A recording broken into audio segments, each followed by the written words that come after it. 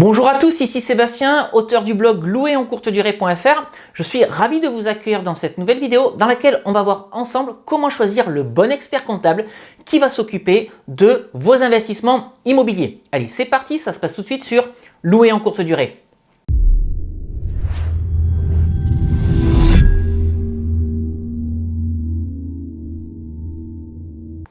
Alors j'ai souhaité faire cette vidéo parce que je reçois énormément de messages de personnes qui me demandent comment choisir le bon expert comptable qui va s'occuper de leur activité de location courte durée ou même au sens large de leur activité immobilière. Et je comprends tout à fait ces interrogations parce que choisir un bon expert comptable, c'est quelque chose de primordial, c'est quelque chose de déterminant puisque cet expert comptable va faire partie de votre équipe et c'est lui qui va être en charge d'optimiser votre fiscalité, d'optimiser vos bilans comptable. Alors comment est-ce qu'on choisit un expert comptable? Je vais vous l'expliquer dans la suite de cette vidéo, mais avant, je voulais revenir sur des réflexions que je me faisais étant jeune, lorsque j'étais encore scolarisé. Je me disais qu'une fois qu'on était dans la vie active, eh bien, on n'avait affaire qu'à des professionnels. C'est-à-dire que l'électricien était forcément un électricien compétent, le boulanger était forcément un boulanger compétent, l'ingénieur était forcément un ingénieur compétent et bien entendu, un expert comptable devait également lui être un expert comptable compétent. Mais en fait, la réalité, c'est pas du tout celle-là. Hein.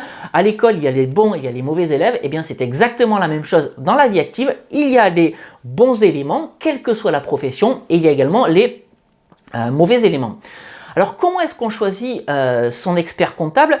Eh bien, tout simplement en posant des questions à la personne que vous allez aller consulter pour s'assurer de ses compétences sur le domaine justement pour lequel vous allez la consulter. Alors, en l'occurrence, l'immobilier, puisque vous êtes sur une chaîne YouTube qui parle d'immobilier, mais si vous êtes dans d'autres thématiques, la restauration par exemple, allez voir des experts comptables qui sont spécialisés dans la restauration et surtout, encore une fois, n'hésitez pas à poser des questions à la personne que vous allez avoir en face pour savoir si elle est compétente dans le domaine pour lequel vous la consultez, en l'occurrence ici l'immobilier, voire la location courte durée. Et je vais illustrer cela avec trois exemples de personnes qui m'ont écrit, qui se sont retrouvées face à des experts comptables qui malheureusement ne maîtrisaient pas la fiscalité de l'immobilier. Alors le premier exemple que je vais vous donner, c'est celui de Kader. Kader fait de la location courte durée, il a quelques appartements à son actif, donc tous ses investissements il les a fait en nom propre, ce qui fait qu'il est loueur meublé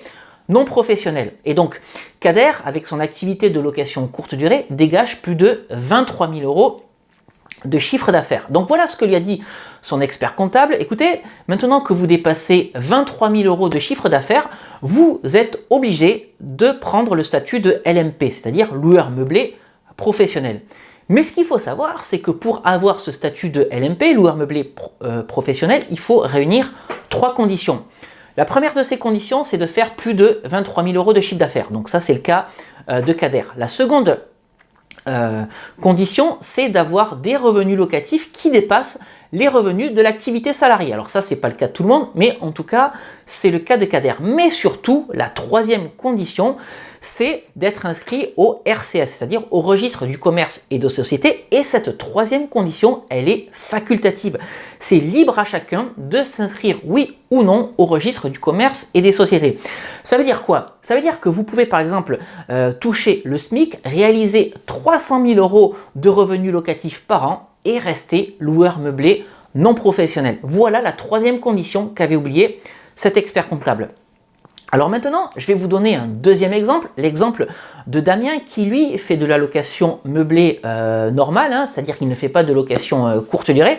Et Damien m'a écrit il y a quelques jours en disant « Voilà Sébastien, moi je réalise plus de 23 000 euros de loyer, plus de 23 000 euros de chiffre d'affaires, mais en location normale, hein, meublée normale, et mon expert comptable me dit que je vais être assujetti aux cotisations sociales et donc au RSI, puisque depuis le 1er janvier 2017, voilà, si vous faites de la location courte durée avec un chiffre d'affaires supérieur à 23 000 euros, vous êtes assujetti aux cotisations sociales. Mais ce qui n'est absolument pas le cas de Damien. Damien ne fait pas de location courte durée, il fait juste de la location meublée standard. Et donc, en ce sens, Damien n'est pas assujetti aux cotisations sociales, il est assujetti aux prélèvements sociaux.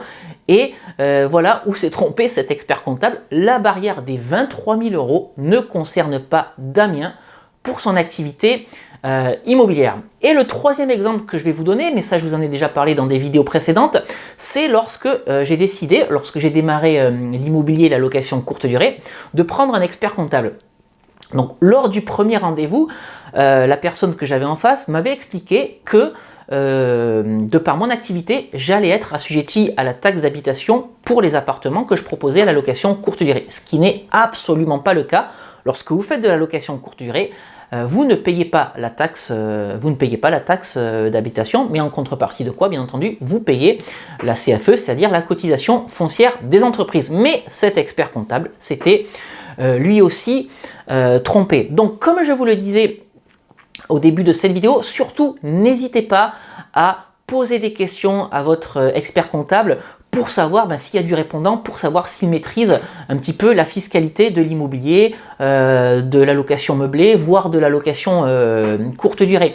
Parlez-lui de prélèvements sociaux, parlez-lui de cotisations sociales, parlez-lui de microbic 50%, de microbic 71%, parlez-lui de régime réel, demandez-lui dans quel cas s'applique oui ou non les cotisations sociales, parlez-lui de la barrière des 23 000 €, parlez-lui également de taxes d'habitation pour savoir si il maîtrise bien cette fiscalité et si il ne va pas vous embarquer dans de la fiscalité qui n'a rien à voir avec votre activité. Et ça, c'est très très important. Je pense également à autre chose. Demandez-lui si le fait de faire classer ces logements, si vous faites de la location courte durée, donc classé au sens 1 étoile, 2 étoiles, 3 étoiles, etc., peut avoir une incidence sur la fiscalité et si oui, dans quel cas. Voilà donc quelques éléments que vous pouvez quelques questions que vous pouvez poser à votre expert comptable pour vous assurer qu'il va être compétent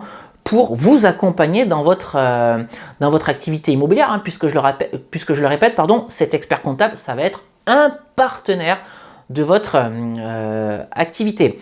Voilà, donc surtout n'hésitez pas à lui poser ces questions de façon à savoir à qui vous allez avoir affaire. Alors j'espère que cette vidéo vous aura plu. Si c'est le cas, n'hésitez pas à la liker, n'hésitez pas non plus à la partager.